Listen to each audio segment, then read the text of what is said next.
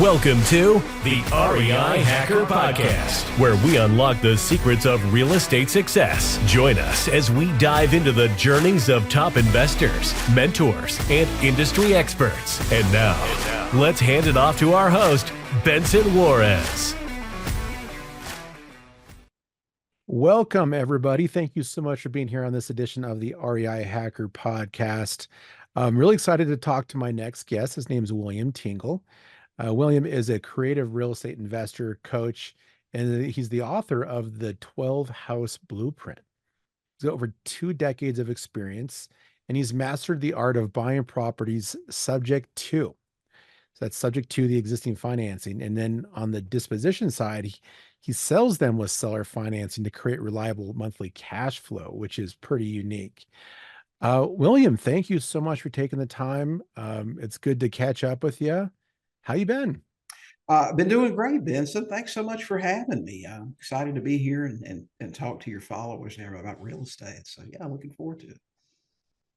I love it. So you've probably done lots of different strategies, and I know that you got into the business the same way I did, by listening to Carleton Sheets. Yeah, most of the people that listen to this probably don't know who Carleton Sheets is, but old people know. We do, right? We've been That's around, right. and it was during, with the infomercial days, right? That That's was really right. big back then, and Mhm. times have changed, but something about the nothing down process clicked for you. And then you went and got crazy and took out a $5,000 credit card advance to launch your career. Tell me about how that all began. Like a lot of people, and I think that's why they used to put those infomercials on at 2 a.m, because that's when people are up worrying about what they're going to do. Really, I had been in the restaurant business for about 20 years, working 70 hours a week, and I was just so frustrated with not being able to spend time with my family. And I had seen Carleton Sheets, gosh, dozens and dozens of times over the years, but I didn't know anything about real estate really, other than the couple of homes I had bought. And for some reason, just that night, I was just so frustrated. I was like, gosh, there's got to be more to life than this. And I just decided to reach over, pick up the phone and call. And I ordered the course, and it came, UPS delivered it one day, and I opened it up, and there are all these 3-ring binders. And I just started reading. And, I can remember getting, I don't know, a quarter of the way through the manual, which you're familiar with it. You've read it. It is 10 miles wide and 1 inch deep. It covers every strategy under the sun, but it doesn't give you a lot of the details. But I remember closing that thing saying, there's no way, I'm never going to understand all this. This isn't going to work. But I just picked it up. And it's really interesting over the years now, being an investor for 25 years, I have probably bought at least a half dozen foreclosure properties and found a Carleton Sheets course partially opened in a closet somewhere. That was the point that I got to when I said, I don't think this is going to work for me. But I went back to it. I said, I've got to give it a shot. And I just went through and did what he said. And 30 days later, I bought my first house, and then I bought another house and another house. And that's a really important point for people to understand, is that you've just got to stick with it. You've just got to follow the instructions and follow it through. And if you consistently do that, you will get results. You will be successful. It's not that hard to do. Yeah, and it's one of those things too, where if the person has what it takes to make it in this business, they probably make it in anything in life, right? Because they have what it takes Right. to overcome adversity and overcome that limiting belief that's holding them back, and all of that inner talk that prevents people from taking action. What have you found over the years is some of the things that hold people back the most, that prevents them from actually having any success? Because you found it, and you would have been successful in anything. If you would have been a car dealer, if you would have But started a Subway, you would have had success because you have what it takes. but Benson, here's the thing. I am, and I've said this 100 times, I am the poster child of, if I can do it, anybody can do it. I quit school in the 9th grade, and in a Mississippi public school system, which is probably like the third grade in a lot of places. Hmm. But I quit school in the ninth grade. People get caught up in, I have to have money to start a business. I have to be really smart. Oh yeah, that was easy for you. I can never do it. I think it's a lot of things, different things hold people back. But I'll tell you something I've discovered over the years is the most successful people that I find, the people that jump into this business and really take off, are people who are at their lowest point. Jody and I were just talking about this the other day. That's my wife. When a student comes on with us, if they're comfortable in their lifestyle, if they're making pretty good money, if they're not unhappy with what they do, they're going to have a 10 times harder time being successful at this because they're not willing to do what it takes to get out there when it gets tough. If you're too comfortable, it makes it more difficult. When you hate what you do, when you're not making enough money, when you're not taking care of your family the way they deserve to be taken care of, when you have all that frustration, it's easier for those people to jump out there because they got nowhere to go but up. And that's where I was. I made decent money, but it takes decent money to make it today. We charged up Christmas presents at Christmas every year and paid them off with a tax refund. How many people that live that way? It's so common now. Oh, it really is. Most people I know that just work for a living at a job, they're 3 paychecks away from living in the street. They can't pay the rent or they can't pay their house payment. We buy houses all the time from people that work, but just don't make enough money and are barely make enough to live. And, being here isn't about surviving. It's about thriving. And you have to really get out there and hustle to make that happen. It's true. Yeah. And it's both things can be true at the same time as well, right? Like there is something to be said for people who hit rock bottom where there's no place to go but up. But then there's those people who are just, perpetually successful. They just have a way of finding the right thing and having success with it. But this is also an interesting thing because maybe somebody who has money who wants to do real estate wouldn't take the same approach as, nothing down or doing sub 2, which is, very little cash out of pocket. They might do something like invest in a syndication as a limited partner, or they might just become a landlord and buy properties, and they use their credit to go and get conventional financing and do it sort of like the more traditional route. And, the thing that you teach is kind of like, you just have to hustle. It's all about, you have a saying, right? Get out there and talk to people and buy some houses. That's right. Yeah. You got to talk to people if you want to buy houses. Right. And so that approach then is something that can be for the masses, right? Regardless of how much money you have, what your background is, where you came from, where you live.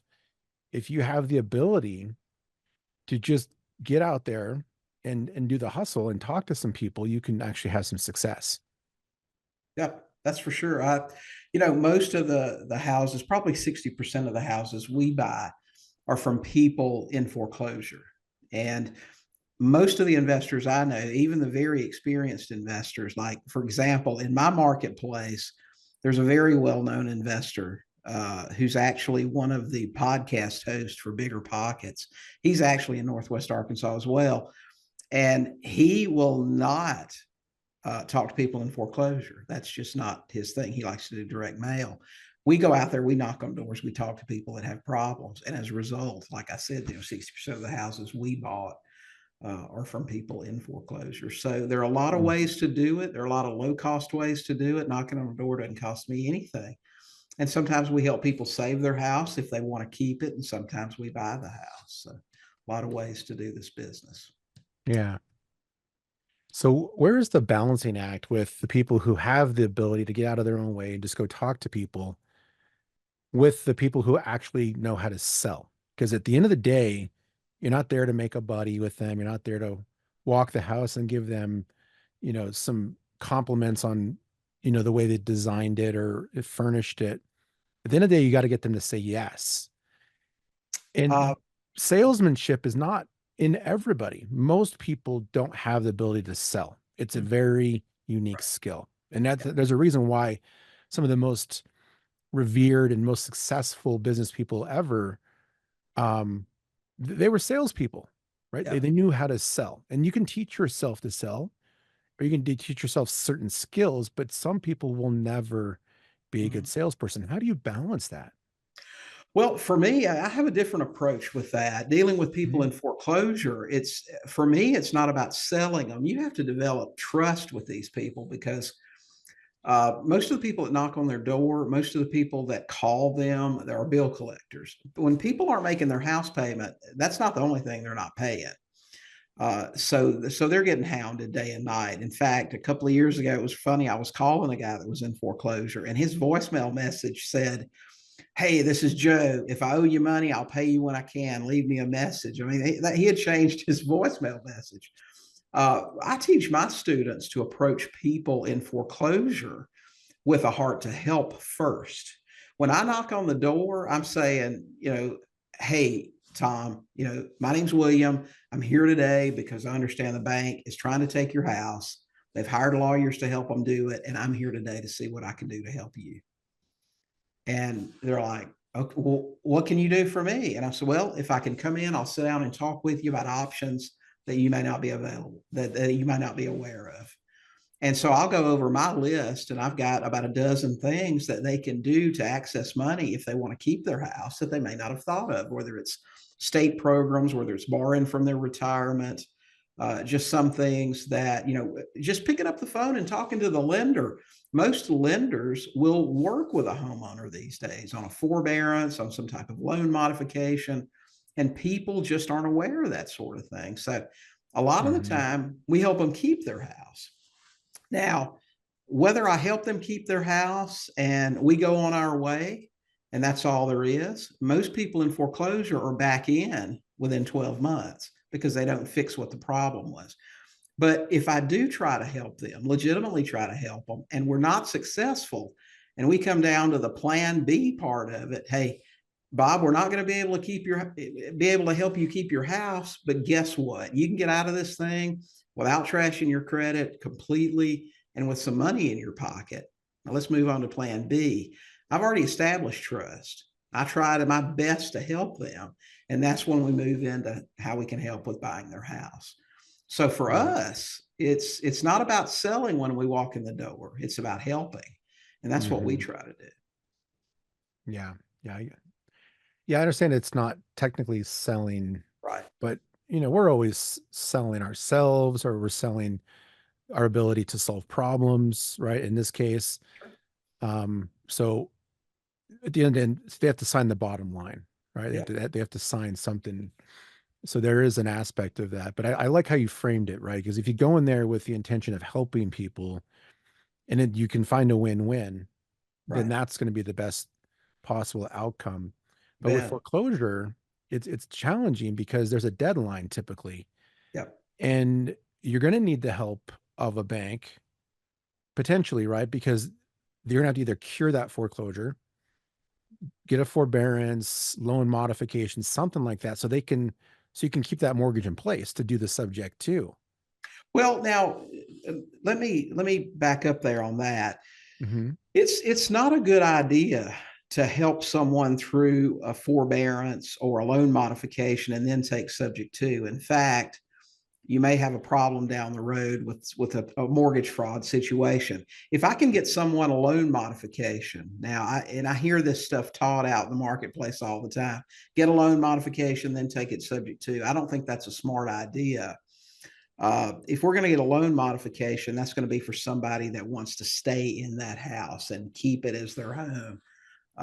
If when we buy a house that's in foreclosure, we always make up the back payments. In fact, we got one under contract this weekend that I was just calling, getting the reinstatement figure for. But I just wanted to clarify that because I hear so many people Yeah. teach get a loan modification, then take it subject to. If Bob is behind on his payments and he wants to sell me the house, I'm not going to try to get that loan mod because they're going to have him sign a lot of documents, and a couple of them are going to state that he intends to occupy that house and stay in that house. And I fear that you run the risk of fraud issue down the road if you get him to do that and then buy his house. That's not the way to go about it. I just want to clear that up. No, it's a good point, because that's something that maybe people aren't thinking about, is that Right. in a loan modification, they're telling the bank that they intend on, catching up, like recasting the loan or Right. doing something so they can bring it current so they're not getting kicked out. And then they plan on staying there. So almost it sounds like the majority of the time, or always, that lender is expecting them to stay in that house and it being owner occupied. Right. Well, that's the inducement to the bank to work with them and redo this loan. Yeah, we want to keep it. It's our home and all those things. So you don't want to lie. I mean, that's the argument sometimes with subject to. Are you misleading the bank when you take a property subject to? We never mislead the bank in that. Now, we may not tell them what our intention is. For example, if I take over Bob's payments, I'm going to change Bob's mailing address to Bob in care of William at William's address. And that's where the statements will come and everything else. I mean, we don't volunteer a lot of information to them. And I want the bank to call us and say, hey, we think that you've bought this house and that you have it now. Hey, we're busted. That's just the way it is. So you got to deal with it at that point. But in 25 years, I haven't had that happen yet. So yeah, it's okay. That's great. Yeah. Yeah. And it isn't, like, for people who are listening, this isn't anything, like you said, this isn't fraud or anything. There's just a way of doing business where you're finding the angles. Yeah. Right. And so what you're talking about is the due on sale clause, right? Exactly. Yeah. Yeah. Yeah. So can you explain this a little bit more for the audience? So we've said sub 2 a few times, and maybe people do understand it, but let's explain it for the audience and what a subject to is, and then why that due on sale clause is important to understand. Right. Okay. Well, like I said, here's a good example. Here's one we got under contract this weekend. Abby has a house that she bought 7 years ago in her name. She got the mortgage. She's on the title. Abby, life happened for her, and she moved out of the house a few months ago, and she wasn't able to make the payments. We contacted her when the foreclosure was filed 2 weeks ago. She called us. We went out. We met with her. She said, listen, I've moved on. I'm divorced. I have a fiance. I just want this thing to go away. And so we said, well, Abby, here's what we can do. The house needs a little bit of work, and we're willing to buy it as is, all the junk in it. You don't have to clean it out. You don't have to do anything. But here's how we'll do it. We'll make up the back payments. We'll make the payments on the loan until we sell the house at some point in the future. Will that work for you? She said, that's fine for me. I just don't want a foreclosure. I don't want to wreck my credit any more than it's already wrecked. I have another house now. I don't need this one. I don't want it. So we signed a contract and the paperwork, and we're closing on that one probably next week. That's really how it works. Abby is going to deed that property to us. We take title in a trust, and that's a long story for another day why we use trust, but we're going to take title in a trust. The loan that Abby got, her FHA loan with a 4% interest mortgage that's 7 years old now, that will stay in her name. It'll stay on her credit. It'll report on her credit until we pay it off at some point in the future. Now, we're going to reinstate it. That's going to cost us about $9,000, and we'll make the payments for her on time every month until we sell. That's going to strengthen her credit and build her credit back up. So she's cool with that. We're fine with that. She has another house, and that's one less problem for her. The interesting thing about this house, she's well aware of the value. In fact, she told us when we were sitting at the table with her, talking with her, she said, I've already talked to a realtor about listing it, but the house needs some work. The realtor says it's probably worth around $225 to $250. But, I know it needs some stuff. I can't afford to do it. So we're just not going to fool around with it. She owes $91,000 on this house. So, I mean, it's a great deal, but she just wants to walk away from it. So we're going to let her. Yeah. Well, and you're helping her out too with that, the building of her credit, rebuilding of it. Right. Because now these payments are going to be made every month, and there's no better positive item on your credit than paying a mortgage. Oh, for sure. That's the best credit builder. Yep. Yeah. So you're helping her out there, and maybe she's not getting, did you give her some walking money too? Like We asked her. She said, "I don't want anything." She said, "I just want Mm, this house gone." She had a bad marriage, and some drugs involved and some other things, and it's just a bad memory for her. Like I said, she moved out about 5 months ago, and she just wants to forget about it. She said, "All I yeah. want is for this thing to not be foreclosed on." So being able to take over those payments, I can get a house worth $250,000 uh, for a loan balance of 91,000. I'll pay about $9,000 to reinstate it. And I met a contractor this morning. It's going to cost us about $10,000 to do some painting, some cleaning out, and just some minor things to the house. The house is structurally very good. So we'll be all in on that house about 110, and it's worth 250. I mean, that is a deal with certainty. Oh yeah, those are good ratios right there. And we can do a lot of different things with it. We can sell it with seller financing, which is our favorite model today. We can list it and probably walk away with close to $100,000 in profit just listing it. But long-term cash flow, that's what I go for. Oh yeah. Well, and it's always nice too to have a little buffer there in case there's a downturn in the market. You bet. You got some equity there to absorb that downturn and maybe a ding to the the value of the property. Yep. And most people don't. They like to refinance, pull as much cash out as they can, leverage it to the max and then do the next deal. Yeah. But if the market gets soft or there's a huge dip, like they're going to be in trouble. Right. Well, the cool thing about this is, and you mentioned the 12 house blueprint in the beginning. The cool thing about this, and this is my model for sub twos, is anything we can get in and get all the cash we put into it out of it on the front end. So let's just take this house as an example. If we spend 9 to reinstate it, if we spend 10 on new paint, touching up and doing whatever, we'll have less than $20,000 in this property. Now, if we sell it with seller financing, we'll sell it for top market value. So we'll sell it for 250. We'll probably be looking for 10% down from somebody. That's 25,000. We'll get the money we put in it back. We'll put $5,000 in our pocket, and we'll wrap that mortgage with a seller finance mortgage. So we'll owe 91,000 on our underlying at 4%, and our buyer will be financed at 230 at probably 8% or somewhere in that neighborhood. So we're looking at probably $700 to $800 a month in cash flow for 40 years. And our loan will be paid off in 23.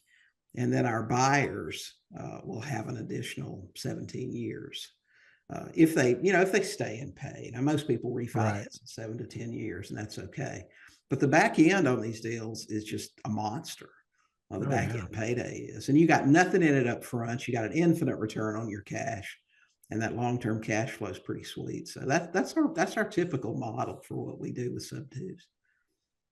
So you mentioned you use a 40-year mortgage. We do. Instead of a 30. Is that just to spread the payments out to make that monthly payment for them more affordable?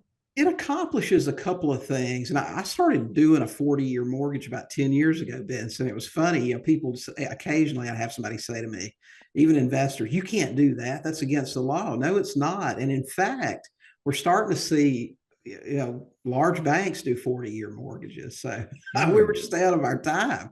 But houses have increased so much in price. But it gives the person a slightly smaller payment. It doesn't impact it much. But you run the numbers on a 40-year mortgage as opposed to a 30, man, it increases your profit on these deals. But like I said, they can pay it off anytime they want to. We have no prepayment penalties. We also don't put balloons in our mortgages to our buyers. And I make it very plain to people that we buy from, just like Abby here. If they ask the question, how long is it going to take you to pay that off? I have to tell them. It may be 6 months. It may run the full amortization of that mortgage. I can't guarantee you how long we're going to hold it, but I can guarantee you on-time payments every month until we pay it off. And if that's not okay with you, if you need it done by a certain time, I'm probably not your buyer. Yeah. So we make sure they understand that.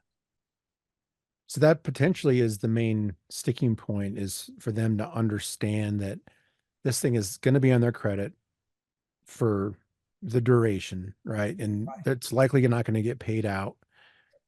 Do people misunderstand that sometimes? Like they agree, oh yeah, we'll sign it. This all sounds good. And then, 6 months from now, they talk to Uncle Joe, and Uncle Joe's like, what are you doing? Like, you got scammed, you got into a bad deal, and now they come back and they want to try to renegotiate.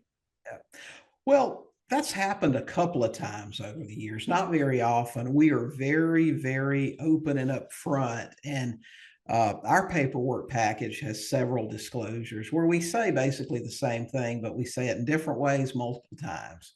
There's no doubt that our sellers understand. We make no promises. The only promise we make is an on-time payment every month until we pay it off, whether that's 6 months or whether it's the full amortization. I mean, I've said that hundreds of times because it's important they understand that. Now, the good thing is that most of the time, after you've made payments for a few years, when somebody goes out later, if they want to buy a new house, if they want to do something and this impacts them in some way, you can provide paperwork that will make the underwriter or the right underwriter or right lender say, okay, I understand what's happening. We can get you qualified. Not always. That's not a guarantee.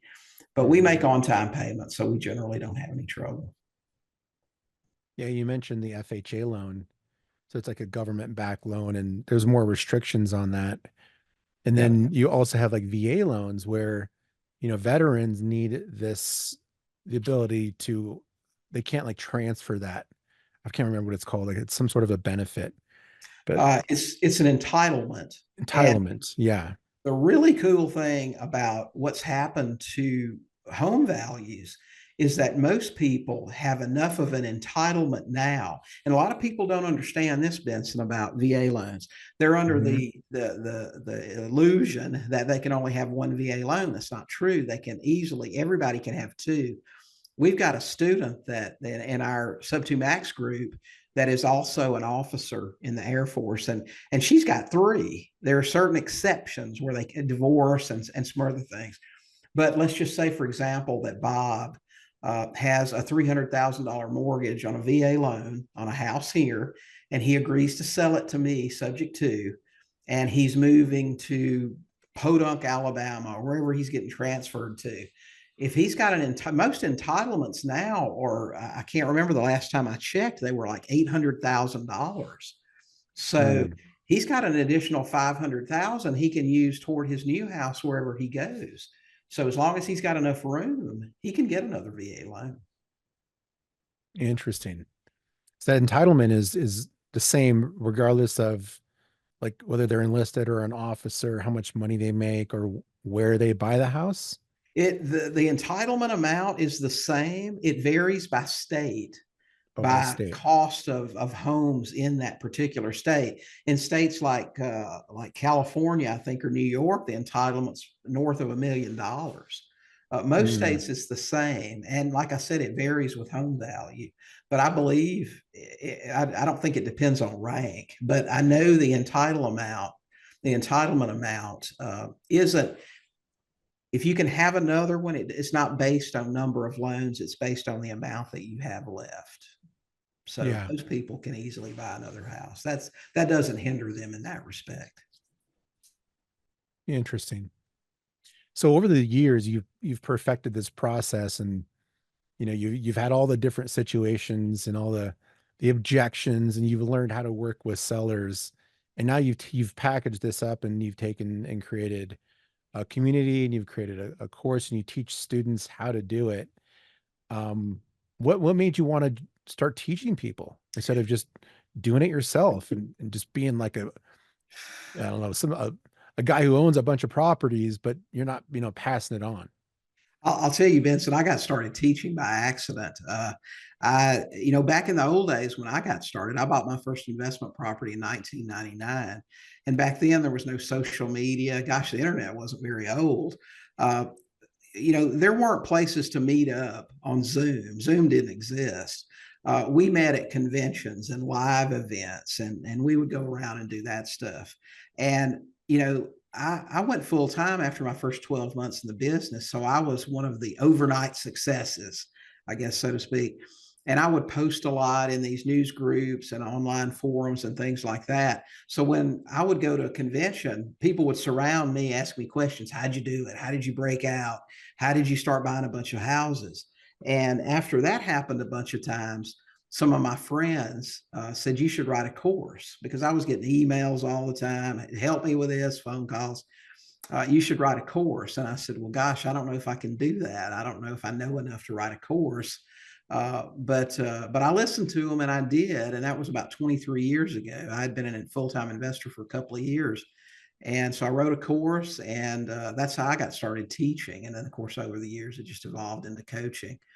So I've never been a big guru marketer teacher like that. I've been more of a, people hear about me, they contact me, or they find our website, and that's how it works. So I've just been an investor who also teaches as sort of a side hustle sort of thing.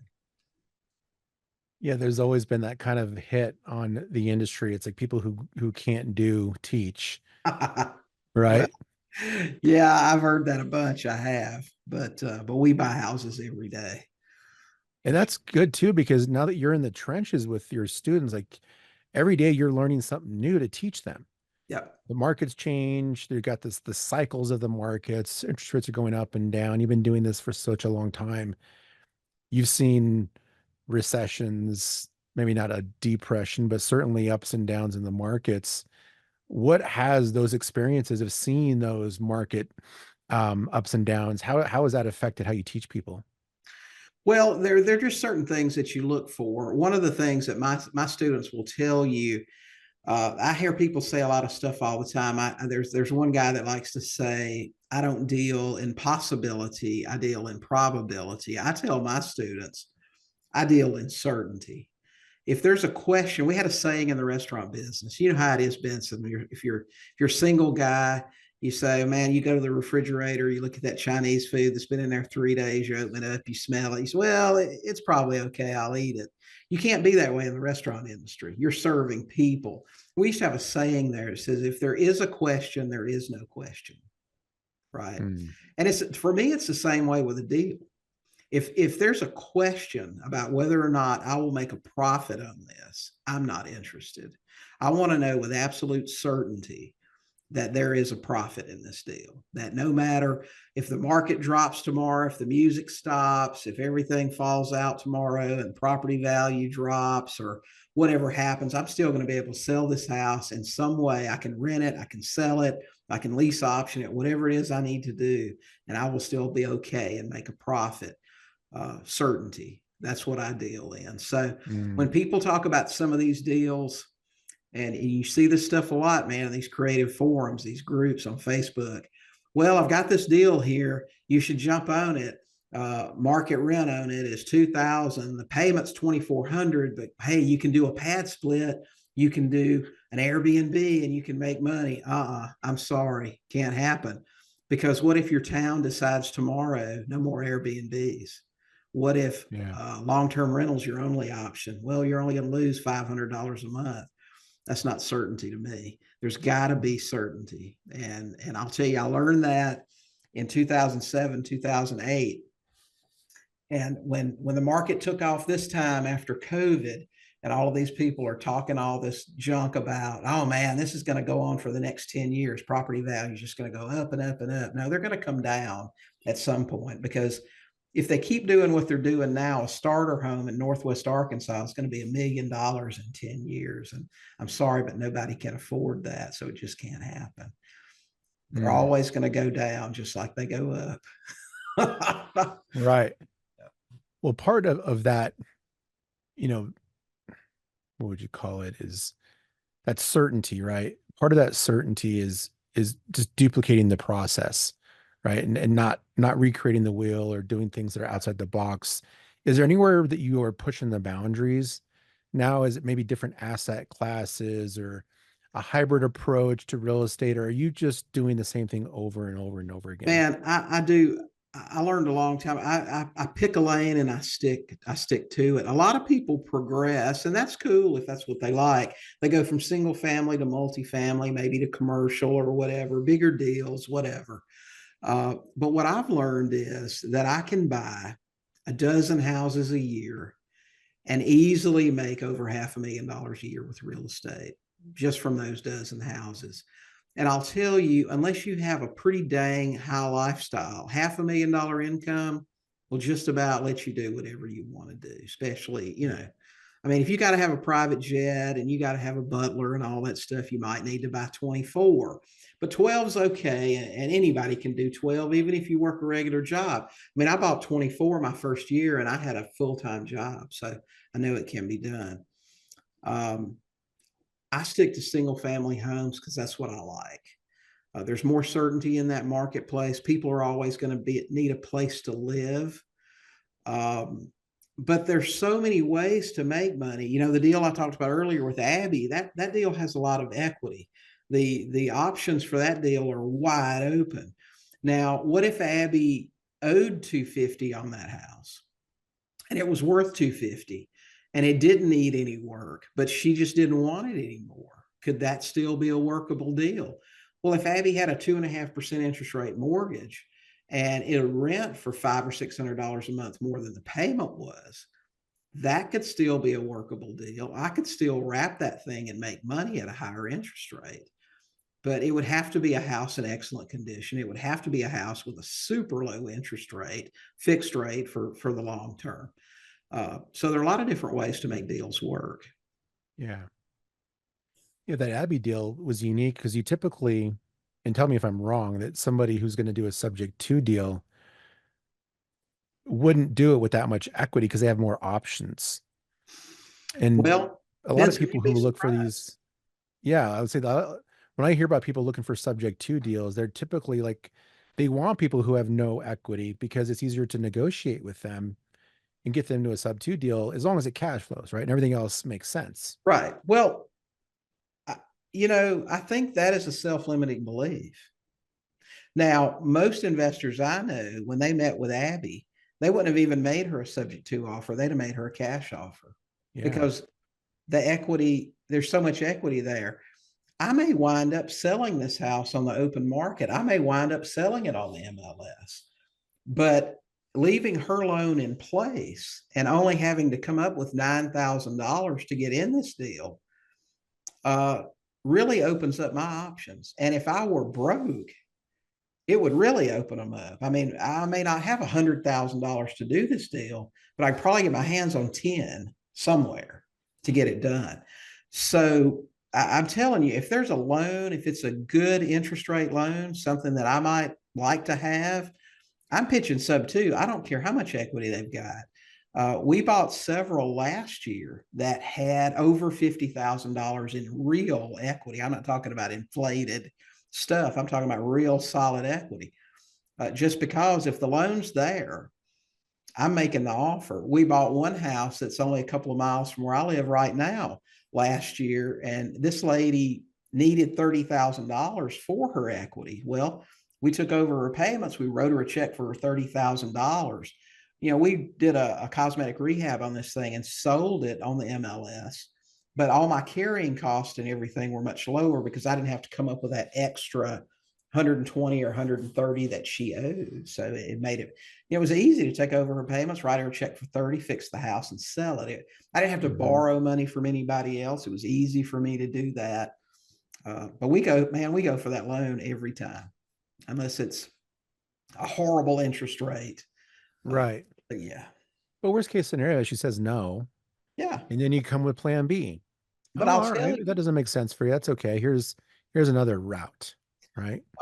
Yeah, but I'll tell you, if you present it right, we don't mention subject to. It's just like with Abby. I said, well, Abby, here's what we can do on this. We'll make up the back payments. We'll make the payments on the loan until we can sell it. That's the offer I presented her. And she said, listen, I don't care. I just don't want to have a foreclosure. So if you want to do that, that's okay. Most people don't care. And that's why that consultative approach in like solving problems is so important. Just with a small little discussion with them and having a conversation about what they really want. Right. Then you could put together a solution that makes sense that, is a little bit better than if you would have just done a cash deal. Yeah. And I'll tell you, and sometimes we do cash deals, and you just made a very important point, asking people what they want or what they need. We had a lady call us last year that had a little house here. Long story, I won't go into it, but she didn't live here anymore. It'd been a rental for a while, and she just wanted to get rid of it. And while I'm talking to her, I'm pulling up stuff on my computer. I'm looking at it on Zillow. I'm checking it out. I know probably what it's worth. Listening to her tell me the work it needs, I know about what that'll cost. So I've got a good ballpark idea about what I can pay. And I knew this house in top-notch shape was worth about 250. And I knew based on her telling me what it needed that I could safely over the phone say, well, we can probably do around 80,000. It would be a cash deal. There was no mortgage. But instead of making her that offer, I asked her that question. I said, well, Lisa, tell me, what do you need to get for this house? And she said, I need $40,000. Now, if I'd have just thrown out an offer, Right. I would have paid 80 for that house. But by asking her what she needed, I let her tell me, and she told me 40. And I said, well, we can probably do that. And of course, before the conversation ended, I had to ask her if that was the best she could do, because that's just what we do. But we're always trying to get a deal. But asking them, finding out what they need, for me, most times people walk away happy. You asked the question, you didn't just offer it. They didn't feel like they had to accept some offer that didn't suit them. But when they tell you what they need and you say, I think I can do that for you, that just changes the whole conversation. So that's what we try to do. But then again, you're always going in there with a win-win solution, right? You want to help them. And like you said at the beginning, when we first started talking, sometimes the best solution is just to help them keep the house. Right. If they're Right. still living in it, they want to keep it. Hey, listen, I knocked on the door, and I'll help them do that if I can.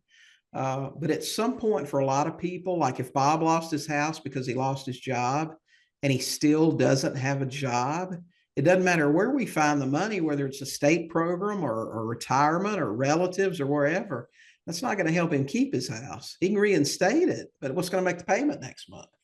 So at some point, sometimes you have to make them understand. Yeah, the reality of the situation. We might put a Band-Aid on this problem, but where are we going to be next month? Okay. Is that troublesome when you're working with students who they're thinking about, I just got to make money here. I can't help somebody keep their house if I'm not making money. Like, how do you convey that in the culture of your community? Well, I'll tell you, my best students that do the most deals are the one that really embrace it. And they really go in, because I'm going to tell you, people can spot BS. And you can knock on the door all day long. And if all I'm thinking is, I want to buy this house, I want to buy this house. Oh, let me try to help you. That comes through. You better approach them with a sincere desire to help them. And that's what we do right off the bat. People that want to keep their house, and most of them want to keep their house. Now, if the house is already vacant, if they've already moved on, Abby's a good example of that. She had already moved out of the house. She had no emotional attachment to that house anymore. They're a lot easier to deal with. But I mean, there's just, you can do so well in this business. And listen, if I knock on Bob's door today and he still lives there and he wants to keep his house and I'm able to help him keep it, to me, that's just part of the giving back for what we do. And I'll tell you, when you work locally and you're able to do that, you're known, your reputation. And if Bob gets in trouble again, who's he going to call? And if he knows somebody in trouble, who is he going to tell to call? It's going to be you. So you bet. Oh yeah, that reputation goes a long way. We think this is a huge industry, but it's such a small world, and bad word travels fast. And with social media, my goodness, they're all over the place talking about you. So yeah, for sure. That's awesome. Well, William, we had a great conversation today. I really appreciate you coming on and sharing your background and give us some of the insights into, property acquisition and, subject to, and, some of the things that go with that. If anyone's listening who's interested in learning this method or potentially working with you, how can they find you? You can find me. I'm on Facebook. I'm on YouTube. We got a great YouTube channel, a lot of videos there. Sub2tv.com, SUB, the number 2, TV.com. You can check that out. That's the best way to find me and get a lot of free training. We do podcasts there as well. We also, do a lot of training videos. So you can check that out. And we've got a book, the 12 House Blueprint. It's coming out the end of this month, so look for that. We'd love for you to order one of those. Is this your first book? First book, man. Yeah. What took so long? I just, writing takes time. You want it to be good, not just a bunch of junk. And I said, man, I can write a book. Actually, I think I've got some of the proof copies. I still got the proof thing on them. The regular copies are coming through later this week. But yeah, I mean, it's a pretty meaty book there. And, it's just really what we do, how to buy houses and how to sell them with seller financing and create an incredible cash flow that'll give you the lifestyle that, man, I mean, when you think about 12 houses a year, one a month, they don't have to have a tremendous amount of equity. They do have to have some other factors. Equity is always great. We'll always take it. But when you can create a lifestyle that puts you in the 3%ers club buying 12 houses a year, all of this, I'm buying 200 houses a year stuff, man, you ain't got to work that hard. You know what I mean? It's a lot easier. More money, more problems, right? That's right, man. I mean, yeah, and you can make all the money you want. I mean, if you want to buy 36 houses this year, I mean, 3 a month, what's stopping you? We bought 5, 1 month last year. That was a lot of work, and we didn't intend to do it. We just had some great deals coming through. Yeah. But yeah, check out that book. It'll be out. I don't know when these play, how far behind you are, but that'll be out the end of this month, February. So yeah. Yeah, we'll probably be out before then. So you guys go check out that book. Go to William's website, check it out there. Check out his YouTube channel. It sounds like he's got some really good education there and maybe some inspirational stories, give you a taste of what they would get if they were to work with you. So go check that out. But William, thank you. Thanks again for coming on. I really appreciate it. Well, thanks for having me, Benson. I appreciate it. I was looking forward to being here, having a great conversation. Awesome. Everybody, go check out William's YouTube channel, check out his website, and keep an eye out for more really exciting and informational guests like William on future episodes of the REI Hacker Podcast. Thanks for listening, and we'll see you next time. Take care. That's a wrap on today's Real Estate Revelations. Thank you for tuning into the REI Hacker Podcast. Remember, every property has a story, and every deal is a lesson. Until next time, keep hacking the real estate world.